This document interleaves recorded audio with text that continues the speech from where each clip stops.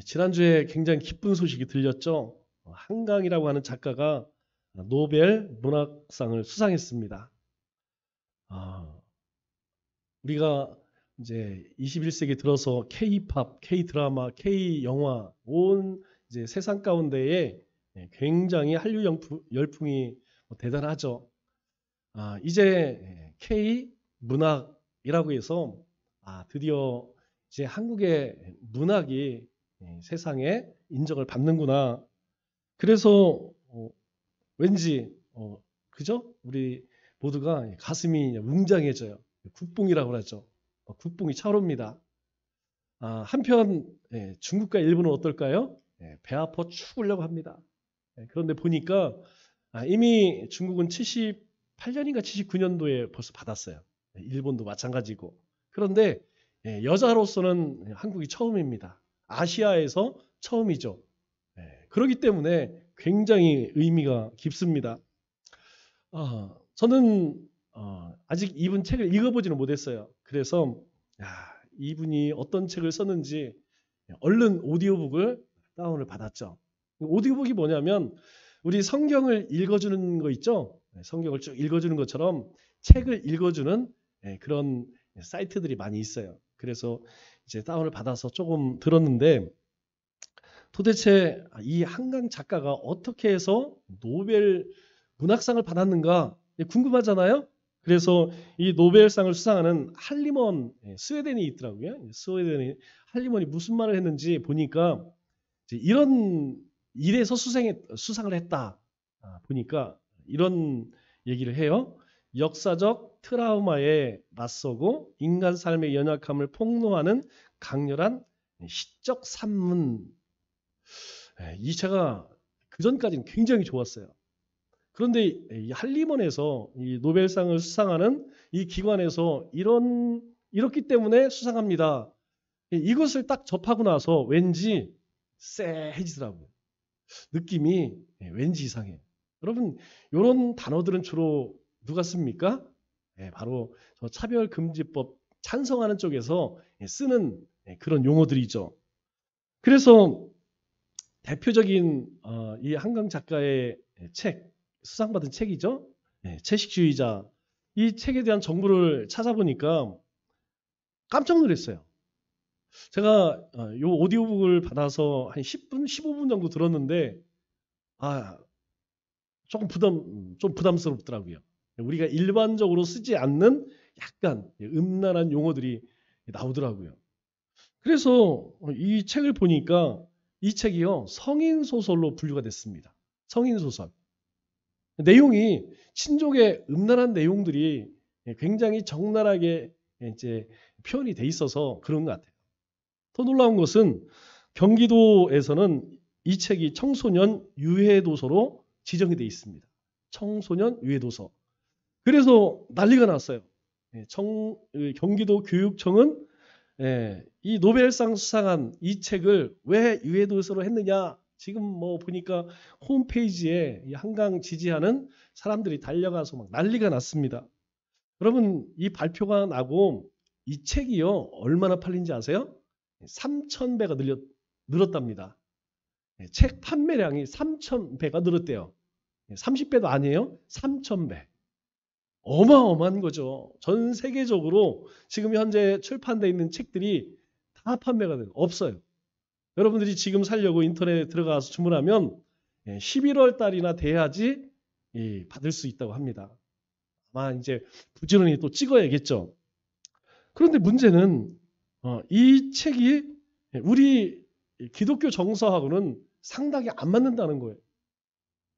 청소년 유해 도서로 지정될 만큼 내용이 조금 심각합니다.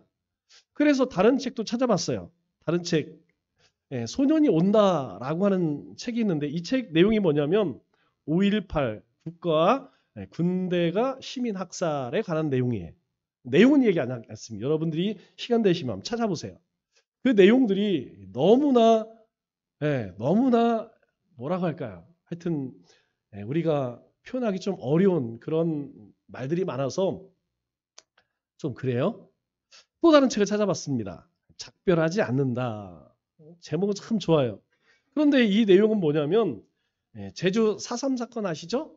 제주 4.3 사건에 대한 그런 내용이에요. 그래서 궁금해서 도대체 이분이 어떤 사고방식을 갖고 있는가. 마침 뉴스에 이런 얘기가 나오더라고요. 뉴욕 타임즈에 기고한 내용인데 어떤 내용을 이분이 뉴욕 타임즈에 글을 써서 올렸느냐. 이렇게 이야기합니다. 미국이 전쟁을 언급할 때 한국은 몸서리친다. 왜 그러느냐? 한국 전쟁은 이웃 강대국들에 의해 한반도에서 벌어진 대리전이었다. 이렇게 이야기해요. 북침, 남침이 아니라는 거죠. 이건 북한이 우리를 쳐들어왔다는 게 아니고 미국과 소련, 특별히 이제 미국이 벌인 대리전이다. 거기에 우리 대한민국은 희생양이다. 이런 내용이죠. 또 이런 얘기도 합니다. 미국이 남한 사람들을 위험 있는 인간으로 인식했다면 발생하지 않았을 사건이다. 한국 사람들을 아주 우습게 여긴다는 것이죠. 한국 사람을 너무나 우습게 여겨서 이런 전쟁을 6.25 전쟁을 벌였다 이렇게 이야기를 하죠. 그러니까 이 내용을 가만히 보면서 그렇다면 상당히 진보적이라고 얘기할 수 있겠죠. 진보적인 사람들은 이 사람에 대해서 어떻게 평가할까? 진보적인 신문을 한번 봤어요.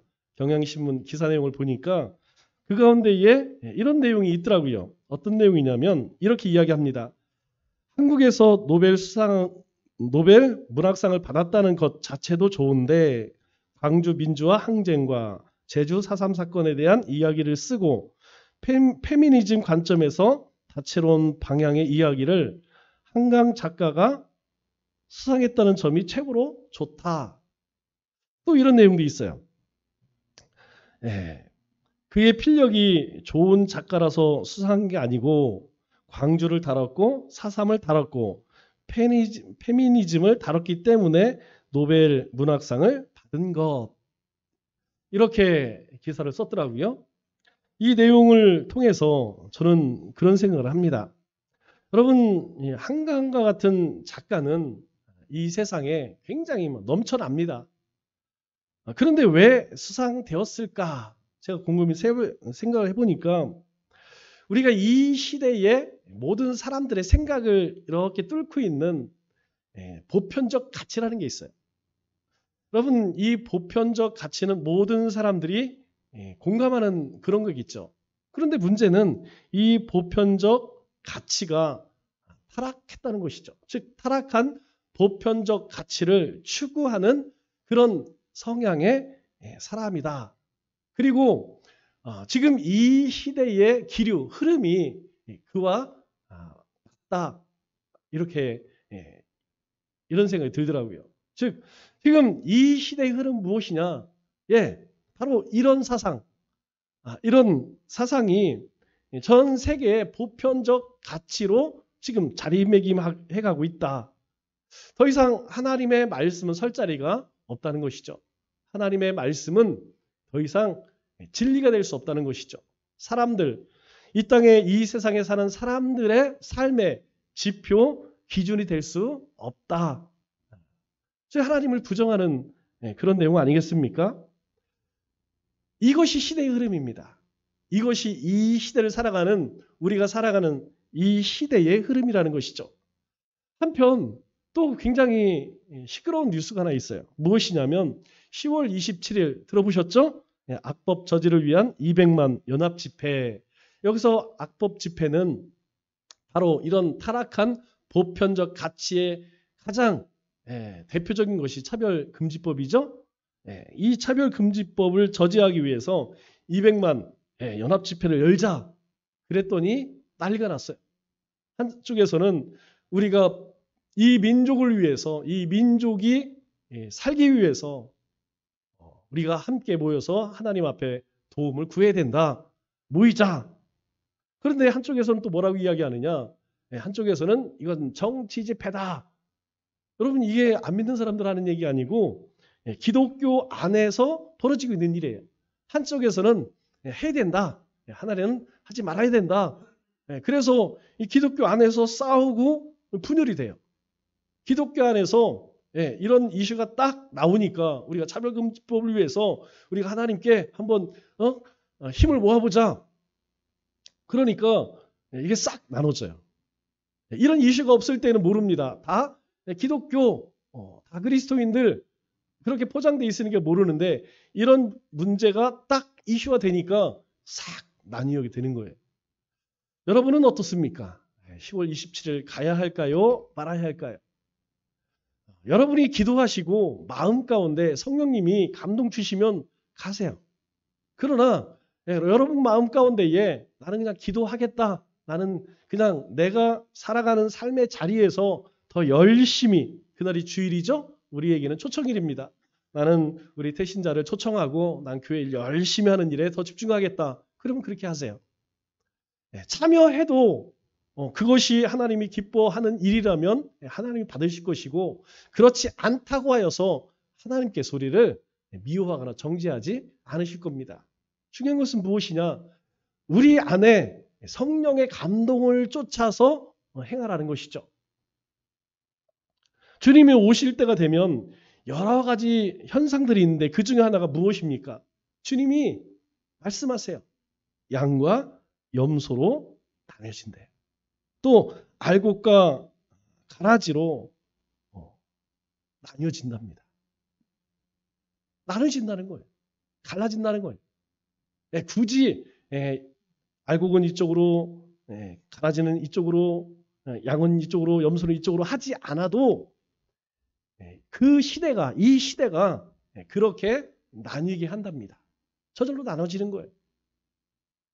그러면 나는, 중요한 건 나는 어떨까요? 여러분은 어떻습니까? 나는 어느 쪽을 쫓아가냐 하는 것이죠. 분명 성경은 차별금지법이 가지고 있는 악법을 정죄합니다. 그건 죄라고 이야기를 해요. 다 그리스도인들에게 물어보면 그것은 다 죄라고 이야기합니다. 하나같이 다 죄라고 이야기해요. 그런데 안타까운 것은 무엇이냐면 그런 동성애를 지지하는 그런 정당을 그리스도인들도 지지하고 있다는 거예요. 참 아이러니컬하죠. 앞뒤가 안 맞는 것이죠.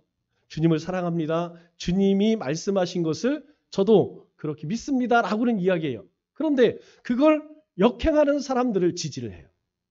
좀 이상하죠?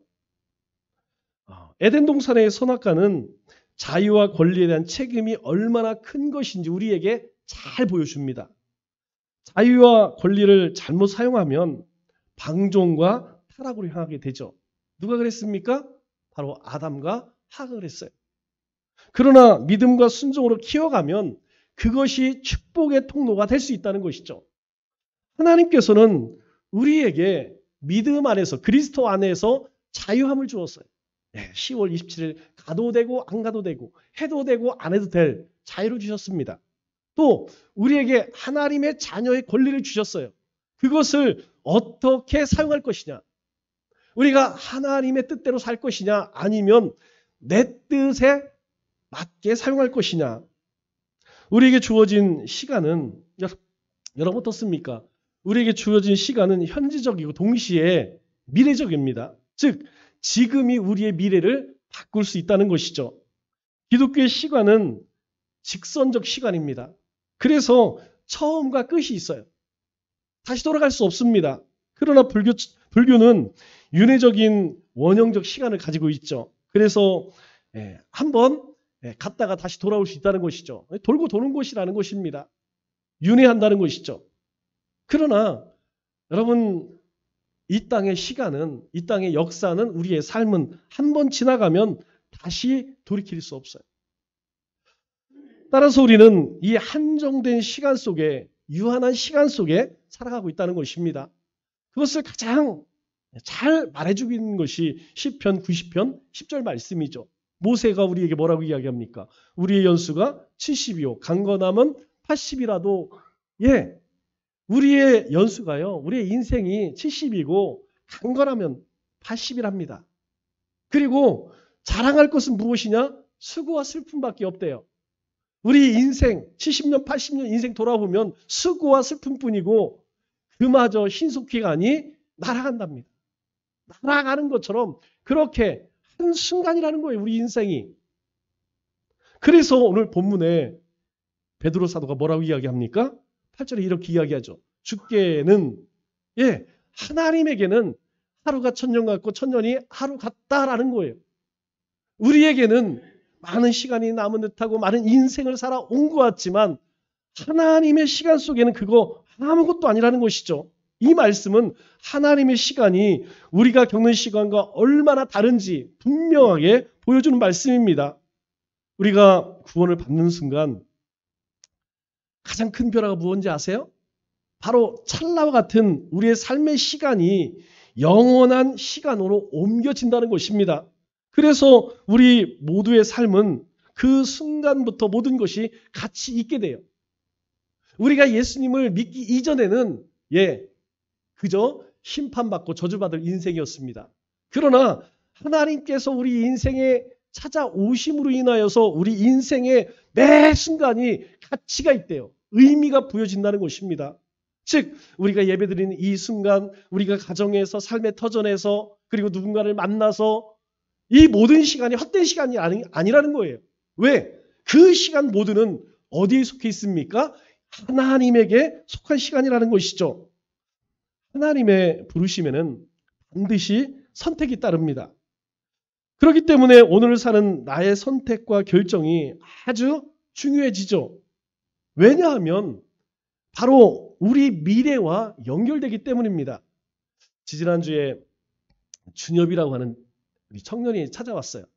이 준엽이가 누구냐면 우리 중고등부 때에 함께 예배드렸던 조금 신앙생활을 그렇게 열심히 안 했지만 그래도 친구 따라서 교회 열심히 나왔던 친구입니다. 그 친구가 군대를 안 가고 산업체에서 대체 복무를 했어요. 대체 복무가 좀 길죠. 끝내고 와서 하는 이야기가 목사님 저 내년에는 대학 가려고 그래요. 그러더라고요. 아니 학교 다닐 때 그렇게 공부하라고 열심히 하라고 그렇게 이야기했을 때는 들은 척도 안 하더니 이제 군대를 갔다 오더니 대학을 가야겠대. 이제 산업체에서 군 복무를 하면서 뼈저리게 느끼는 것이죠. 자기 또래에 이제 갓 대학 졸업하고 온 친구들이 자기보다 월급을 더 많이 받아. 자기는 작업복 입고 그렇게 힘들게 현장에 일하는데 자기 비슷한 그 또래들은 넥타이 딱 메고 사무실에서 시원한 에어컨 속에서 일하고 있는 모습을 보면서 애가 막 충격을 받은 거죠. 그래서 자기가 지금 실력으로 뭐 좋은 학교는 못 가고 취업이 잘 되는 폴리텍 대학을 가겠습니다. 그래서 인사를 왔더라고요. 여러분 현재의 결정에 따라서 우리 인생도요 하나님 앞에서의 처지가 바뀌어집니다. 오늘 우리가 살아가는 이 삶을 통하여 하나님 앞에서 내가 칭찬받을 것인지 상급받을 것인지 아니면 책망과 심판받을 것인지가 결정되어진다는 것이죠. 그렇기 때문에 그리스도인들은 반드시 지금 나의 선택이 중요하다는 것을 잘 기억해야 합니다. 부름받은 사람에게 가장 중요한 것이 바로 현재의 선택이죠. 오늘의 선택입니다. 우리 마가복음 1장 16절, 18절 말씀을 보면 예수님께서 베드로를 부르실 때의 상황을 이야기해요. 예수님께서 갈릴리 해변을 가시다가 베드로와 그 형제 안드레를 봅니다. 그리고 그들에게 나를 따라오라 내가 너희로 사람을 낚는 어부가 되게 하리라 이렇게 말씀하세요. 나 따라와. 그러면 네가 물고기 낚는 어부가 아니라 이제는 사람을 낚는 어부 될 거야. 그랬더니 곧 그물을 버려두고 따르니라. 그물을 버려뒀어요. 그물은 베드로의 생계입니다. 이 어부에게서 그물은 아주 중요한 것이죠. 그런데 그물을 버려두었다는 것은 자기 생업, 생계를 포기했다는 것이죠. 우리가 알다시피 예수님의 제자 가운데 결혼한 가정이 있는 베드로입니다. 아마 소개는 하지만 그의 아내도 있을 거고 자녀들도 있었겠죠. 그런데 그 자신의 가정을 먹여 살리는 그 그물을 버려두고 어떻게 했다고요? 예수님을 따랐다는 거예요. 그런데 어떻게 따랐느냐? 곧 따랐다는 거예요. 곧. 제가 좀 생각해 보고요. 제가 좀 집에 가서 집사람한테 좀 물어보고요. 상의 좀 해보고요. 이렇게 하지 않고 예수님이 나를 따라오라 라고 했을 때에 이 베드로는 곧 그물을 버려두고 예수님을 따랐다. 그렇게 말합니다. 베드로의 선택이 이 베드로의 인생 전체를 바꾸게 된 것이죠. 누구든 자신의 삶에서 하나님이 원하는 삶을 살 것인지 아니면 자신이 원하는 삶을 살 것인지 우리는 매일매일 결정해야 합니다. 매일매일 선택해야 한다는 것이죠. 하나님의 부르심은 단순히 내가 어떤 일을 감당한다 이것을 뛰어넘는다는 이야기예요. 그렇다면 나는 하나님의 부르심에 지금 어떤 선택을 하고 있느냐 하는 것이죠. 하나님께서 나를 부르셨어요. 그러면 나는 그 부르심에 어떤 선택을 하고 있느냐, 순종하는 삶을 살고 있느냐, 내가 세상 가운데에서 그 하나님의 의로움을 덧입고 빛으로 소금으로 빛된 자녀로 살아가고 있느냐, 우리는 오늘 지금 날마다 우리의 삶의 모습을 돌아봐야 한다는 것이죠. 우리 출애굽기 3장과 4장은 모세가 소명을 받는 소명장이라고 이야기합니다. 하나님 모세에게 이렇게 말씀하셨어요. 출애굽기 3장 5절 말씀을 보면 이리로 가까이 오지 말라. 내가 선 땅은 거룩한 땅이니 내 발에서 신을 벗으라. 하나님께서 이제 모세를 부르시는 것이죠. 그때 하나님께서 이 모세 앞에 나타나셔서 어떻게 부르셨느냐. 10절 말씀을 보니까 이렇게 이야기하죠. 이제 내가 너를 바로에게 보내어 너에게 내 백성 이스라엘 자손을 애굽에 인도하여 내게 하리라.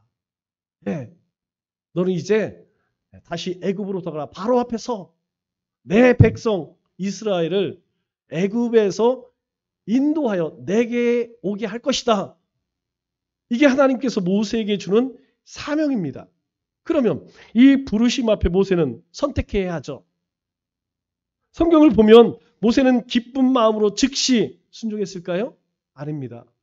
베드로와는 전혀 다르게 모세는 끝까지 거부합니다. 그때 거부하면서 하나님 앞에 하는 얘기가 뭐예요? 예, 하나님 보낼 만한 자를 보내소서. 저는 시원찮습니다. 저는 말도 둔합니다. 저는 그런 능력이 없습니다. 아니야. 내가 너와 함께 할 거야. 내가 너 도울게. 걱정하지 마. 네가 사람 필요하면 사람 보내고 너에게 능력이 필요하면 내가 너에게 능력을 행할 거야. 그래도 안 됩니다. 저는 못합니다. 그냥 보낼 사람, 할 사람 보내세요. 여러분 이 말을 들어보면 어디서 많이 들어본 것 같지 않아요? 네, 종종 우리가 주님이 우리에게 맡기시면 우리도 종종 이럴 때 있죠? 네, 됐어요. 목사님 됐습니다. 네, 다음에 할게요. 그런데 여러분 이런 거부가 몇 번 반복될까요? 한 번, 두 번, 세 번도 아니고 우리가 5번입니다. 하나님께서 모세에게 사정을 하세요. 제발 좀 네가 가주어라. 네가 원하는 거 내가 다 도울게. 5번째 모세가 거부할 때 하나님께서 화를 내세요. 하나님 화가 나십니다. 아니 내가 필요하다면 다 내가 돕겠다는데 왜 거부해? 가. 결국 하나님의 설득하심과 준비하심이 이 모세를 애굽으로 향하게 하죠. 결국 모세는 양치기의 삶을 내려놓고 하나님이 부르신 곳으로 가는 선택을 합니다. 교회도 마찬가지죠. 우리도 마찬가지예요. 지금 내가 어떤 교회를 다니느냐. 하나님께서 나에게 주신 사명이 무엇이냐. 이것을 깨닫는 사람이 그 사람의 신앙의 색깔과 하나님께서 나를 사용하시는 방법이 바뀌어집니다. 교인 중에는 그런 사람들 최근에 굉장히 많아졌어요. 아무에게도 간섭받지 않고 편하게 신앙생활 원합니다. 가능할까요? 가능하지 않습니다. 그렇게 해서 많은 사람들이 어디를 가느냐? 큰 교회를 선택하죠. 큰 교회를 가면 편합니다. 모든 시스템이 다 갖춰 있어요. 특별히 아이를 키우는 부모들은 굉장히 큰 유혹을 받습니다. 조그만 교회 많은 것들이 갖춰주지 못해요. 그런데 큰 곳에 가면 정말 너무나 다양한 그런 시스템들이 있죠. 그런데 그중 10중 8구는 여러분 어떤 신앙을 하고 있을까요? 여러분 그중에 10중 8구는 예배만 드리고 사라지는 대부분 예배 드리는 게 아니죠. 예배를 보고 사라지는 구경꾼 신자들입니다. 꼭 큰 교회가 아니다 하더라도 우리가 그저 왔다 갔다만 하면 사실 이들과 다를 게 없다는 것이죠. 문제는 무엇이냐면 이들의 공통점이 있습니다. 이들의 공통점이 무엇이냐면 그 삶에 그리스도의 생명력이 없다는 거예요. 복음의 생명력이 없다는 거예요. 말씀의 능력이 없다는 것입니다. 죽은 신앙이죠. 이건 산 신앙이 아닙니다. 이건 죽은 신앙이에요. 결국 그러한 삶은요, 망하는 길을 가는 것입니다. 그렇기 때문에 우리가 항상 선택과 결정에는 책임을 질 수 있어야겠죠. 책임을 묻겠다는 것입니다. 하나님 앞에 선다는 것, 우리가 성경에서 여호와의 날, 주님의 날, 하나님의 날, 여러분 이 말은 다 하나같이 그 하나님 앞에 서면 내가 선택하고 결정에 대한 책임을 네 스스로 져야 한다. 이 말과 사실 같은 말씀이에요. 우리가 이 선택에 따라서 신앙의 자세의 모습이 바뀔 수밖에 없습니다. 편안함을 선택하면 우리의 신앙이 게을러지고 나태해질 수밖에 없어요. 그러나 진정으로 하나님 앞에 설날을 바라보며 하나님이 나에게 주신 그 사명을 감당하면 내 신앙도 삶도 달라지는 거예요. 그러면 여러분 우리는 하나님의 부르심에 얼마나 순종하며 삽니까? 한번 점검해 볼까요? 여러분 지난 한 주 얼마나 큐티하셨나요? 오늘 나오시면서 오늘 눈을 뜨시고 혹시 큐티하셨나요? 오늘 호세아 선지자를 통하여서 왜 이스라엘 백성들이 하나님의 이런 저주를 받게 되었을까? 뿌린 대로 거둘 수밖에 없는 이유에 대해 말씀하시더라고요. 우리는 세상에서 하나님의 백성으로 거룩하게 살기 위해서 여러분 얼마나 몸부림쳤습니까? 우리 주변에 수없이 많은 예수님을 알지 못하는 자들에게 예수님에 대해서 혹시 얘기해 보셨나요? 하나님은 항상 우리에게 부름받은 자로서 사명을 받은 자로서의 그런 순종의 삶을 원하신다는 것이죠. 그리스도인들은 하나님의 말씀 안에서 시대를 바라보는 관점의 변화가 필요합니다. 여러분 세상 사람들과 같은 관점으로 세상을 바라봐서는 안 돼요. 우리가 무언가를 선택할 때 반드시 기억할 두 가지가 있습니다. 그 첫 번째가 무엇이냐면 포기입니다. 선택은 포기로부터 시작되는 것이죠. 완전한 포기가 되지 않는 선택은 잘못된 것일 확률이 아주 높아요. 오늘 8절 말씀을 볼까요? 오늘 8절 말씀을 보면 주께는 하나님에게는 하루가 천년 같고 천년이 하루 같다. 이 한 가지를 잊지 말라 이렇게 이야기해요. 여러분 이 말씀은 하나님이 세상을 만드실 때나 아브라함을 택할 때나 그리고 이스라엘 백성이 패망할 때나 오늘 이때나 하나님은 동일하게 우리 가운데 계시다는 거예요. 우리는 이스라엘의 역사를 들으면 아주 먼 옛날 2000년 전에 예수님 3000년 4000년 전에 그렇게 생각해요. 그렇지 않다는 거예요.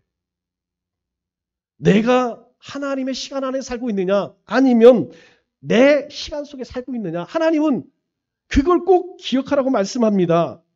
하나님의 부르심이 있다는 것은 내가 무언가 포기할 것이 있음을 우리에게 말씀해 주고 있어요. 하나님 앞에 나온 부자 청년 여러분 재물을 포기하지 못해서 어떻게 합니까? 슬프며 돌아갑니다. 우리 마가복음 10장 22절 말씀을 보면 이 사람이 왜 슬픈 기색을 띠고 근심하며 갈까요?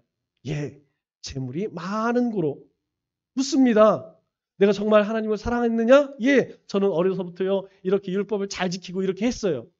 참 잘했어. 예수님이 막 칭찬합니다. 그런데 한 가지 조금 내가 못한 게 있어. 부족한 게 있어.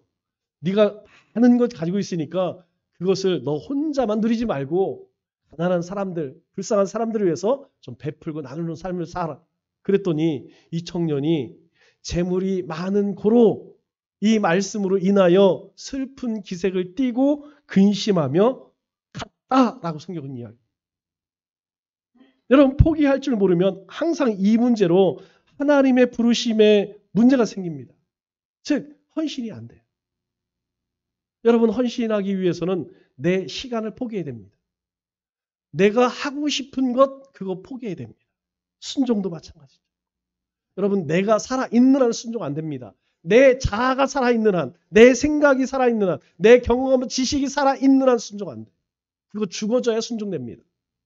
사명도 마찬가지.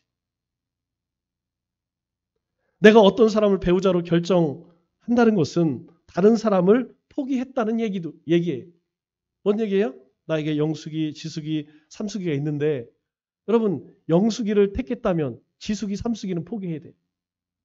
영숙이도 택하고 지숙이도 삼숙이도 택할 수 없습니다. 영숙이를 택했다는 것은 다른 것을 포기했다는 거예요. 마찬가지로 내가 하나님을 믿습니다. 내가 하나님을 섬깁니다. 라고 한다는 것은 다른 모든 우상을 포기한다는 거예요. 호세아 선지자가 외치는 것이 무엇입니까? 예, 우상 포기하라. 바알과 아세라 포기하라는 거예요. 너희가 행하고 있는 음란과 음행과 그 악함을 포기하라는 거예요. 그리고 거룩함으로 돌아오라는 것입니다. 그리고 하나님만 섬기라는 거예요. 그러면 여러분, 우리가 사는 동안 얼마나 많은 거 포기합니까? 포기하십니까? 예, 이 포기가 잘 안 돼요. 포기가 안 되기 때문에 헌신이 어렵습니다. 포기가 안 되기 때문에 순종이 어려운 거예요. 포기가 안 되기 때문에 사명이 어려운 것이. 두 번째로 우리가 꼭 기억해야 할 것이 집중이라는 거예요. 집중. 왜 포기해야 할까요? 예, 집중하기 위해서 포기하는 것입니다. 9절 말씀을 보니까 우리 이렇게 말씀하죠. 예, 주의 약속은 어떤 사람들은 더디다고 생각하는 것 같이 더딘 것이 아니다. 예, 주님의 내가 다시 오마.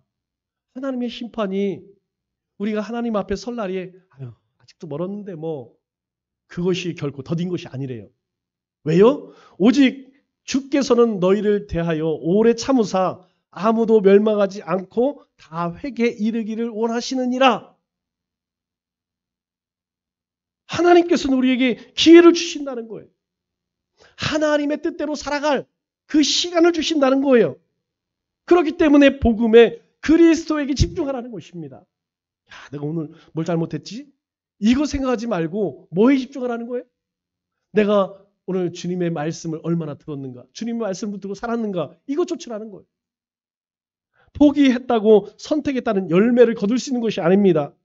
완전한 포기와 함께 선택한 것이, 내가 선택한 것에 전심전력으로 집중하지 않으면 값진 결과를 얻기 어렵다는 거예요.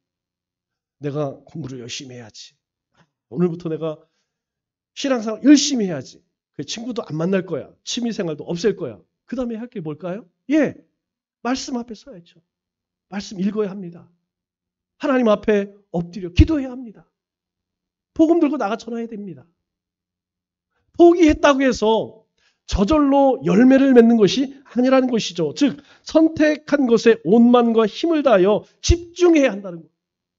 그래서 마가복음 1장 12장 30절에 뭐라고 이야기합니까? 우리가 너무나 잘 아는 말씀이에요.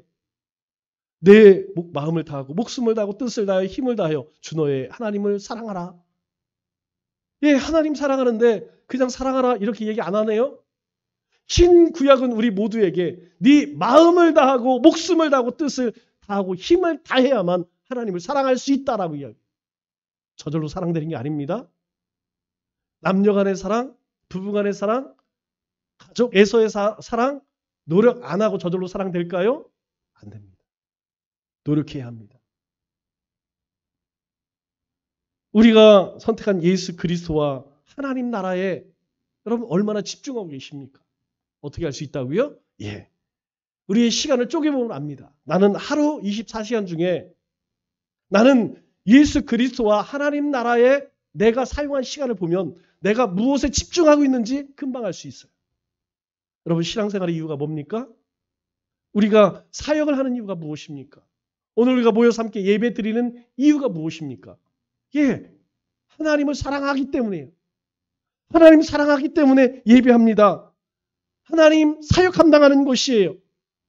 평원생활 하는 것입니다. 하나님 나라를 소망하기 때문에 그렇게 하는 것이에요. 율법 중에 최고의 계명은 목숨을 다하고 뜻을 다하고 힘을 다하여 하나님을 사랑하라는 것이에요. 그만큼 집중해야 한다는 것입니다. 왜 그래야 할까요? 왜 그렇게 해야 할까요? 10절 말씀을 보니까 이렇게 이야기하죠. 주의 날이 도둑 같으리니. 주님의 날이 예고하고 온다는 것이 아니에요. 어느 날 도둑같이 오리니 그날에는 이런 일들이 있고 그 중에 모든 것이 다 드러나리라. 이 말씀 중에 주의 날이라는 말과 모든 일이 드러나리라. 우리는 이 말을 잘 기억해야 합니다. 주님의 날이 도둑같이 임하는 날, 우리가 살아온 날들과 우리의 선택과 우리가 무엇에 집중하며 살았는지 다 드러난다는 거예요. 오늘 우리의 행실로서 착하고 충성된 종이 될 것인지 아니면 악하고 게으른 종이 될 것인지 주님 앞에 결정된다는 것입니다. 말씀을 맺겠습니다. 우리는 하나님의 부르심을 받은 사명자의 삶을 살아갑니다. 그러면 나는 무엇을 선택하고 무엇에 집중해야 할까요? 우리의 날수가 얼마나 될까요? 여러분 금방입니다. 잠깐이라고 이야기해요. 오늘 8절 말씀 보니까 우리에게 이렇게 당부해요. 이 한 가지를 잊지 마라. 주님 안에는 하루가 천년 같고 천년이 하루 같다. 너희는 이것을 잊지 말라는 것이죠. 도둑같이 임할 주님의 날을 기다리며 우리 모두에게 주신 귀한 사명을 믿음으로 잘 감당하며 주님의 나라를 준비하는 우리 믿음의 권속들 되시길 주님의 이름으로 축원합니다.